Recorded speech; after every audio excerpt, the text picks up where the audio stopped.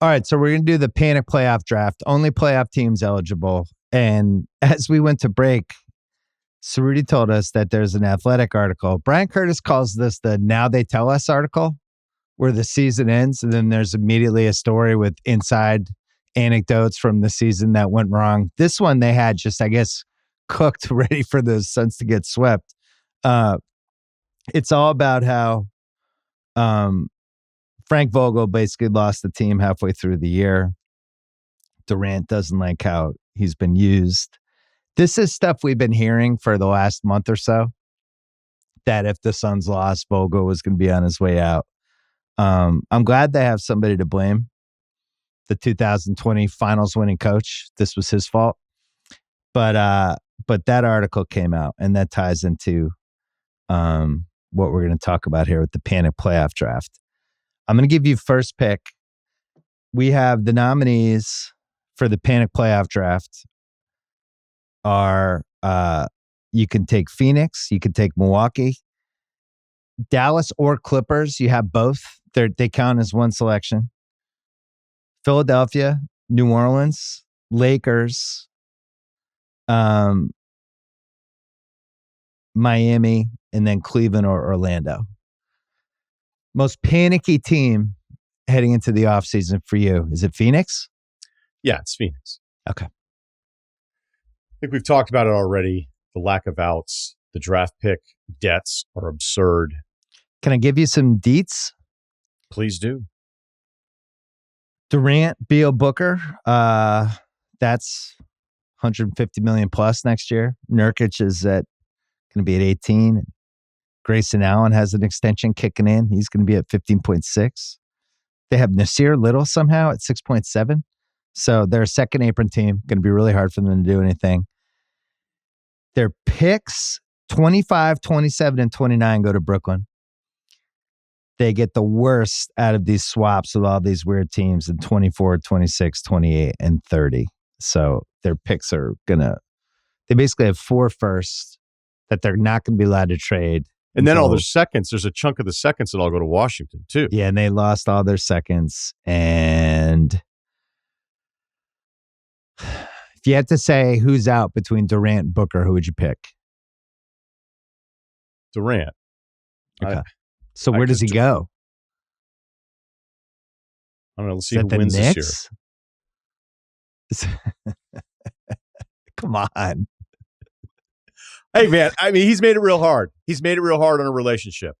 I've defended him for a really long time, and I'm not just talking about the series. If you're going to fucking do this again, you're going to do it again. You know? I mean, Lakers fans and LeBron tried to do this with Vogel, and it's like, oh, cool. Now you got Darvin Ham. Problem solved. Great work, everybody. So I'm not telling you, like, I loved everything I saw from Phoenix, but they were all in and out of the lineup. I think Vogel's a good coach. So you're there one year, you don't like the way you were used. I don't know. Take it to the fucking hoop. No, it was Vogel telling you don't. So if you're going to ask for a trade from Brooklyn when the extension's about to kick in, which is the new normal now in this league, I got to dig around a little bit more. Let me see what he says.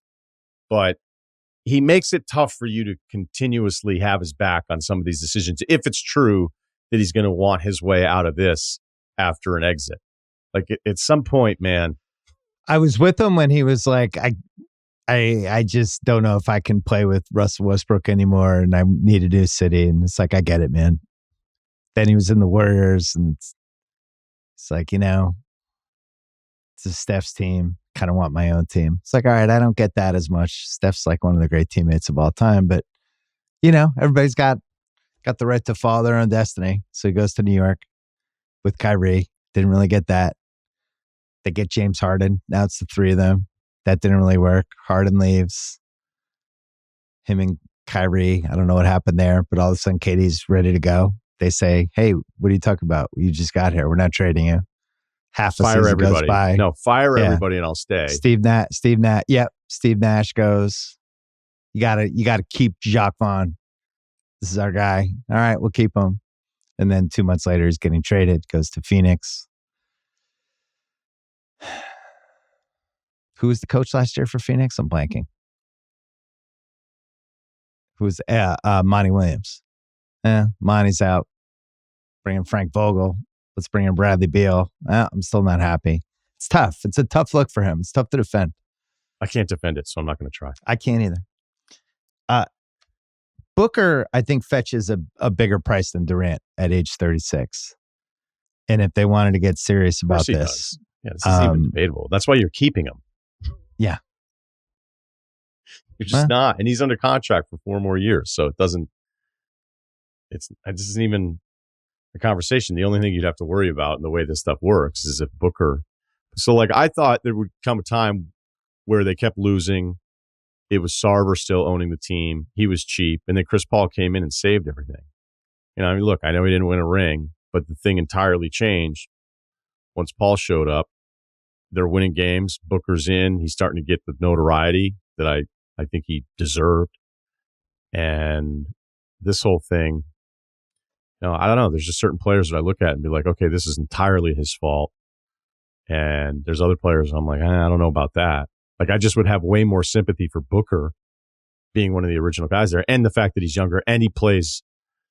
You know, I know he's had some injury stuff this year. Yeah, he's actually missed some games over the years, but he's still younger and he's locked up for 4 years.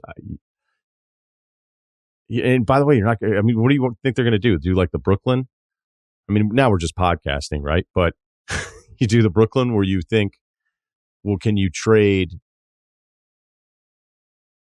the asset to recoup some of the picks? We're in this new era where you don't have any of your picks. So you like basically where Brooklyn is, where you want to rebuild, you have somebody else's picks, but not your picks. So you don't want to get too bad. And, you know, this is how they basically solve tanking. Nobody can tank because nobody has their picks. It's going to be the new NBA. It's going to be 30 teams. Nobody has their own picks. Booker would be an interesting one. But then why would you do it? Because then you'd have to tear the whole thing down and you don't have any of your own picks. So then you'd have to be trying to figure out, hey, do we, you know, that's the thing about trading Durant is you go, cool, you guys can have them. And then in 2 years, we'll get your good picks. If this is all going to happen, you know, this is 2 hours after the game ended. So Kuminga, Draymond, and a couple firsts. That doesn't do anything for me. For the Warriors or for the Suns?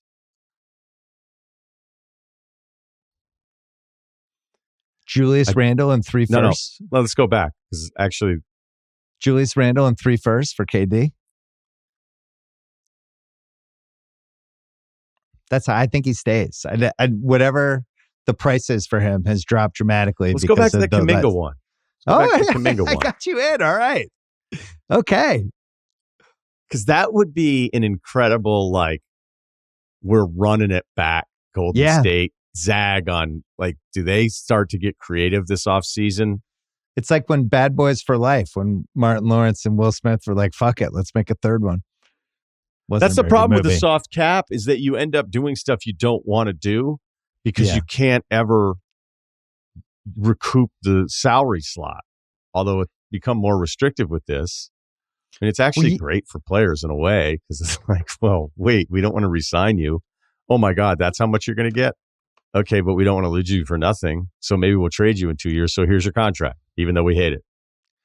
You know what else is going to be weird? The Team USA, where a lot of these guys are all together and a lot of these storylines are going to be kind of happening in real time. Like, I tweeted this on Friday, but Ant took the 2-guard spot from Booker. I think Booker was the starting 2-guard, and now it has to be Ant. It has a chance to be, it's going to be LeBron, Curry, and Ant as the face of the team, basically. But now you have Booker and KD on that team. You're going to have LeBron. God knows what he's going to pull this summer if they get bounced in 5. I'm prepared for literally anything with him. You know, and you going down the line. It's what happens if Boston, you know, loses in the Eastern Finals. Like, it's just, and then they're all going to be in France together with all this drama. It's been a really quiet few months, man. Well, it's not going to be much quiet. Listen, I took 5 weeks off last year. I'm not taking 5 weeks off this year. I'm going to be doing stuff. All right. So we have Phoenix. I'll go next. It's obviously Milwaukee. I mean, it's Phoenix and Milwaukee as your 2 panic teams. The Milwaukee thing's brutal because that Dame contract just gets worse and worse and worse and worse and worse. They can swap, New Orleans can swap picks with them, so Milwaukee keeps their pick this year. They do not have their 25, 27, or 29. and they have some swaps going on in 26, 28, and 30. And that team looks old. Because they are. And you watch them today, and it was a little alarming without their two best guys. Well, nothing today doesn't even count. Today well, doesn't just count. like you just realize the 3 through 12, like how grim it is. And I wonder, like, could they maybe call Miami and be like, hey, remember when you guys wanted to trade Hero and Jovic and the Jaquez pick for Dame with some picks? Like, is that still on the table for you guys, or what are you thinking? They kick the tires on that? If there's one team, as long as everybody's okay there and not pulling I tried it out, I'm out of here, that team probably is more likely to run it back than some of these other panic teams. You took Miami or Milwaukee? Milwaukee. Okay. Unless we get our first international player who's a superstar, because I've always pointed this out. But I mean, it's just because it's always been the American guys, it doesn't mean it's never going to be an international guy. Just we need somebody. It almost happened in October. I mean, it really, I think they thought that was going to potentially happen. Who? Giannis. I think that was closer than was reported or people realized. I think that was one of the things that led to the Dame trade. So anyway, Milwaukee's in trouble. Who would you put? Would you put Dallas or the Clippers as the third panic team? Who's more panicky? Because one of those two teams is going to lose the series and then go, wait a second, what? Yeah, but when I look at it, I think of like panic equaling actual transactions, because the Clippers would probably just want to re-sign everybody, even though it hasn't worked, and go, this is better than not re-signing everybody for the reasons that we've already pointed out. I think Dallas would go, we were really good in the second half. Tweak here, tweak there. Luka was hurt. Luka was talking after the game, after we did part one. He was talking about how he feels like he let down Kyrie. Kyrie's been amazing. I'm not playing well enough. I got to do better. Like, he had some of that stuff. So they could talk themselves into, whoa, what if Luka gets healthy next year? And we get the same Kyrie season. That doesn't have its picks. And Luka's still young enough. And this is really only the first full year with Kyrie. So it would be a really disappointing loss on either end. Certainly more so for Dallas because the Clippers don't have Kawhi. But I think I'm going to go with Philly as my pick. As your third pick. Okay. Make the case. They've got to use that cap space on somebody significant. And if Paul George is not on the table, like after Paul George has that game 3 with 7 points, you're just making the rounds and seeing people be like, well, I don't even want him. Like, you hope you have the option to say, like, yes to him. Okay.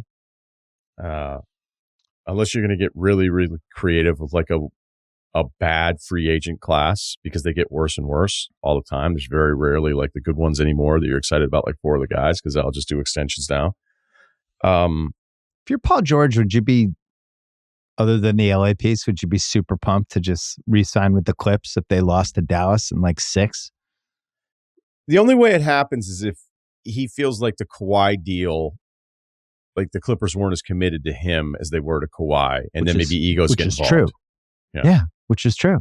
Yeah. So maybe that is all Daryl needs, and it's a better landing spot than all these other teams that are bad.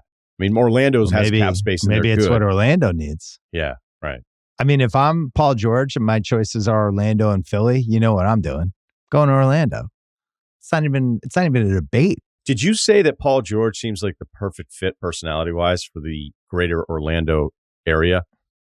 Did I say that? Yeah, because I think you did, and I think it's great. Hey, I'll claim it. I don't remember if I said it or not, but I'll take it. Just if you think of Paul George, you're like, yeah. You know who loves Orlando?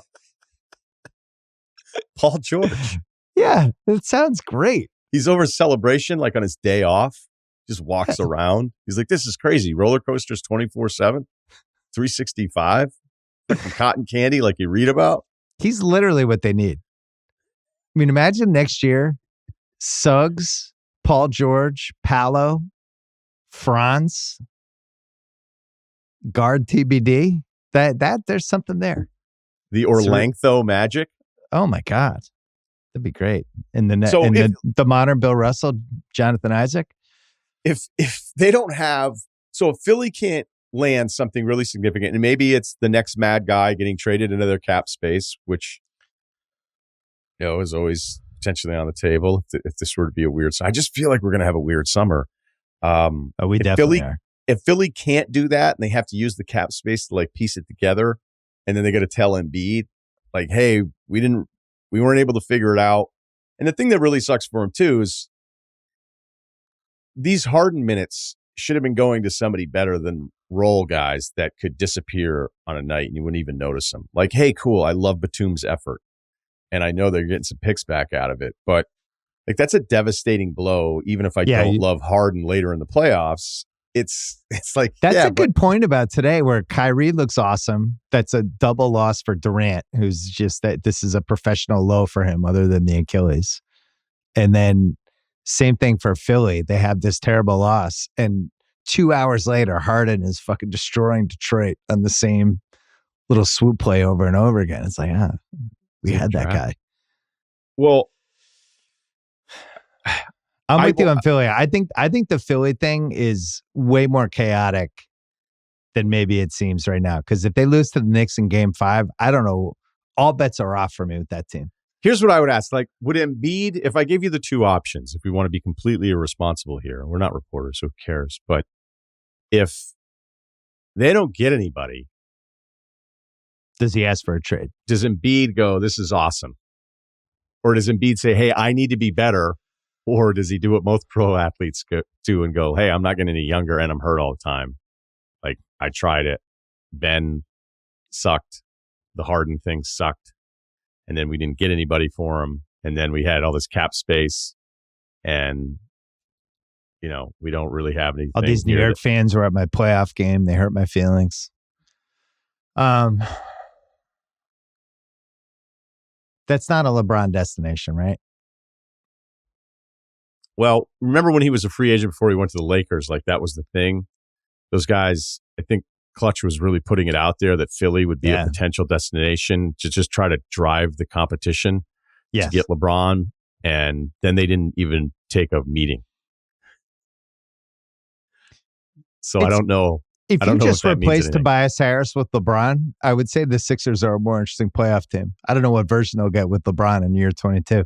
By the way, I did my best free agent signings pyramid in part 1 of the pod. I forgot LeBron to the Lakers. There's a third LeBron free agency both of us forgot. Which that's a good one. Yeah. With the title? Yeah, that's got to be in the top 10, right? Yeah, I guess. But it was almost like that wasn't totally a free agent signing because everyone knew he was going there. But I guess it counts. Well, it does based on the way you did it. You still had Butler lower than he should have been. If you make it to 2 NBA finals with the Heat, and that team wasn't great either year. Iguodala was a finals MVP. It was good. It was a fun exercise. All right, so you took Philly. I'm gonna take the Clippers just because I think the Kawhi extension, the fact that they did it when he had played well for a couple of weeks, and they're like, oh, he looks great. Here's more years. Don't want to lose this guy. And now they have that hanging over the franchise again. It's now a half a decade of this dance with him. So you have for 5th, would you say Dallas or would you say the Lakers? If panic is the word here.